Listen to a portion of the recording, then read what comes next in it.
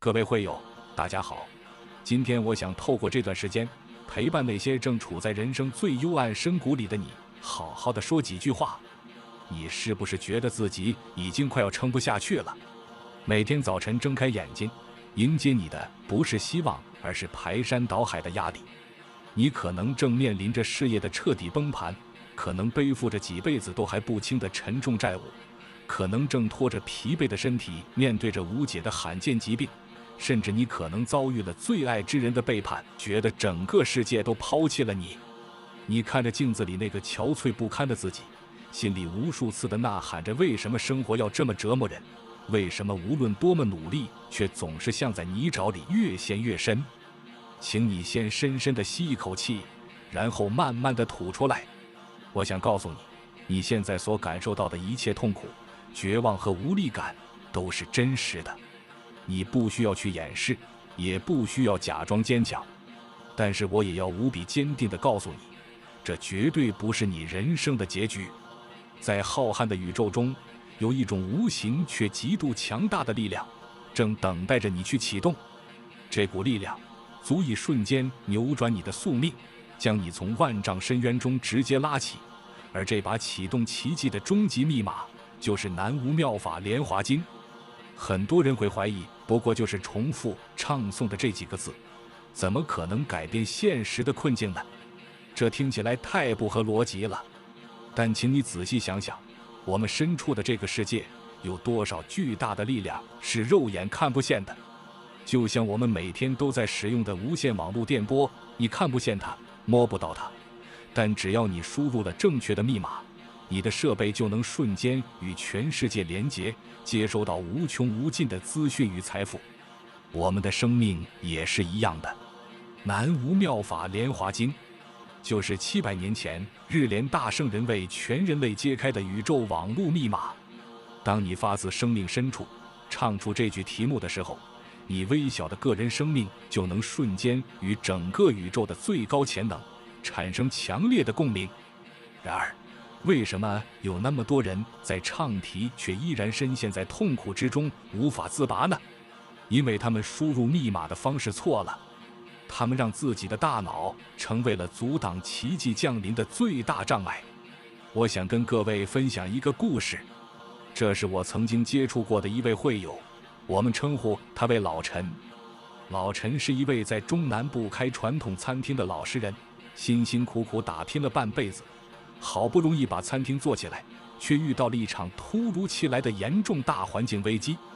几个月内，他的客源瞬间归零，但是每个月的店面租金、员工薪水，还有当初为了装潢而向银行贷的巨款，却像巨石一样压在他的胸口。他四处借钱，看见了人情冷暖，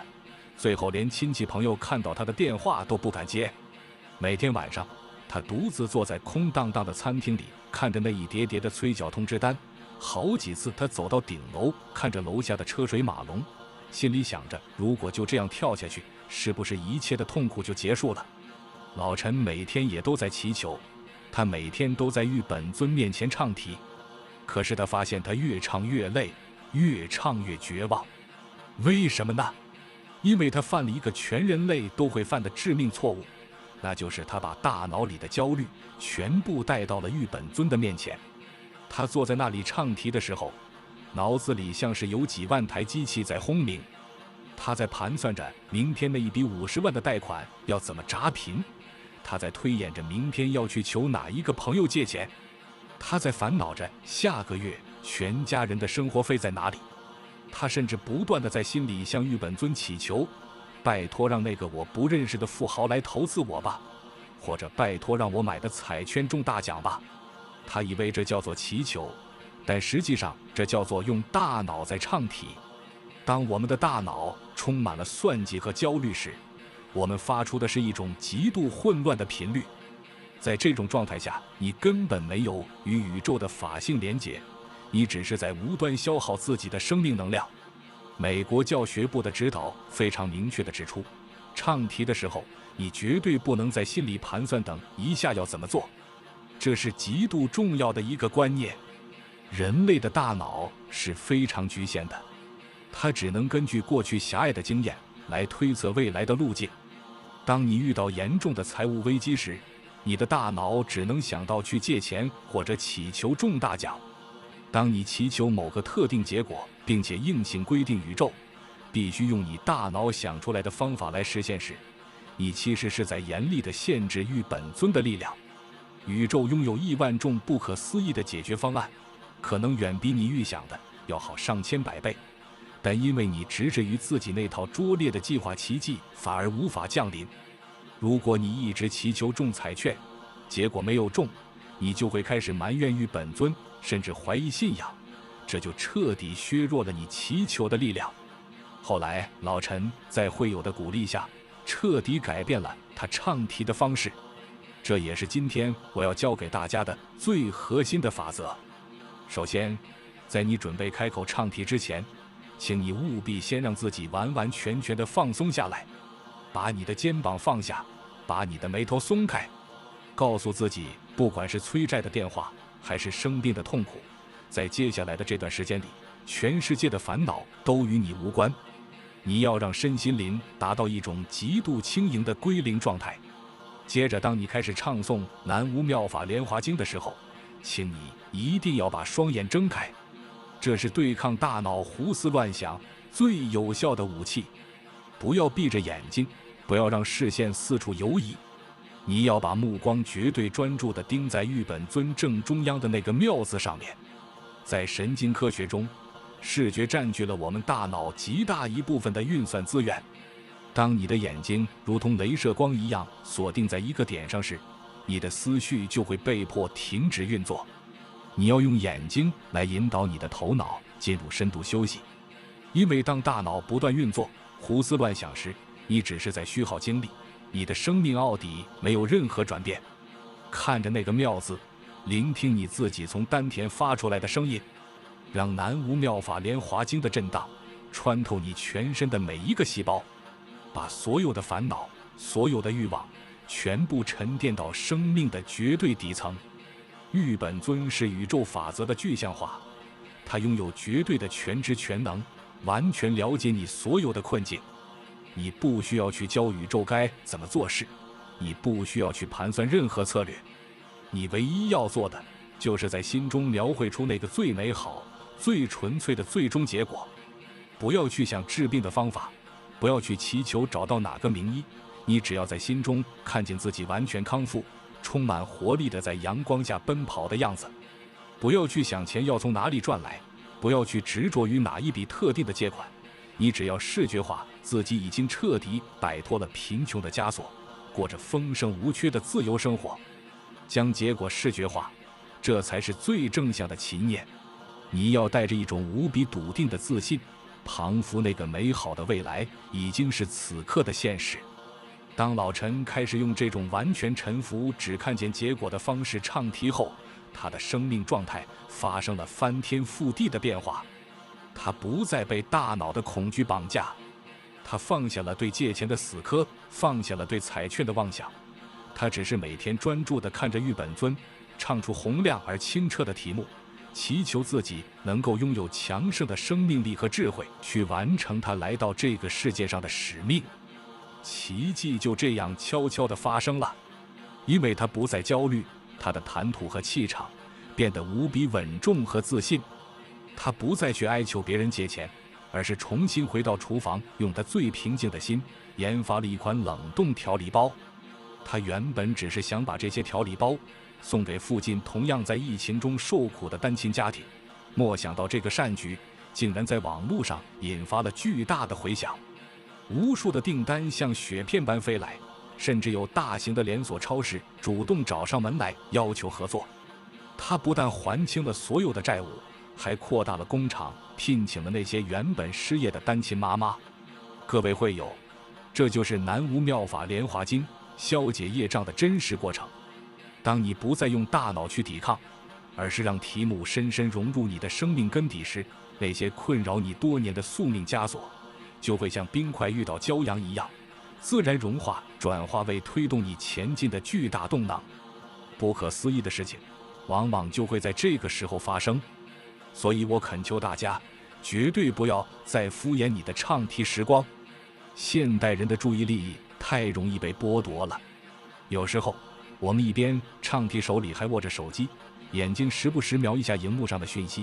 有时候，我们一边念着经文，脑子里还在演练着明天开会要怎么跟主管吵架。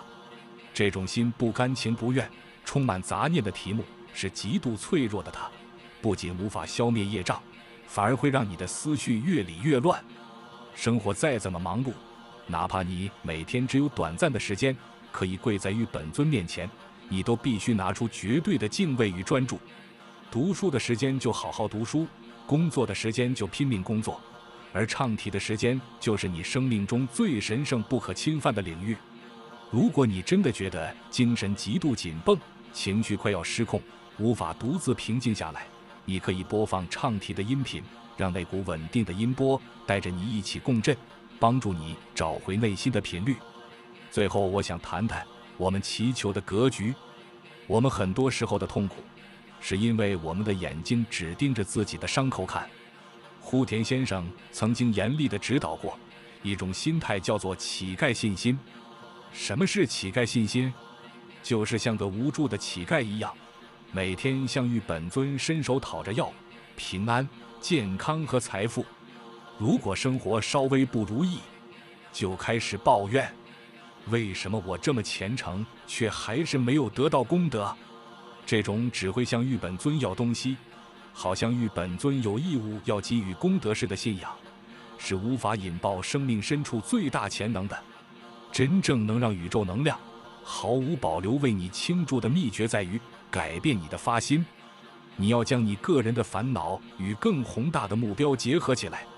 这个目标就叫做广宣流布。广宣流布听起来很抽象，但它其实就是去传递这份能够让人把苦与乐的力量，去为这个充满纷扰的世界带来一丝善意与和平。当你的祈求从单纯的请给我财富、升华为请赐予我丰盛的财富，让我可以无后顾之忧地去帮助更多陷入困境的人，让我可以全心全意做广宣流布。当你的祈求从请治好我的病，升华为请让我拥有钢铁般的健康，让我可以带着微笑去鼓励那些正在病痛中绝望哭泣的生命，在那一刻，你就不再是一个向宇宙讨饭的乞丐了，你变成了诸佛菩萨的合伙人。你是佛的差使，你是带着使命降临这个世界的超级战士。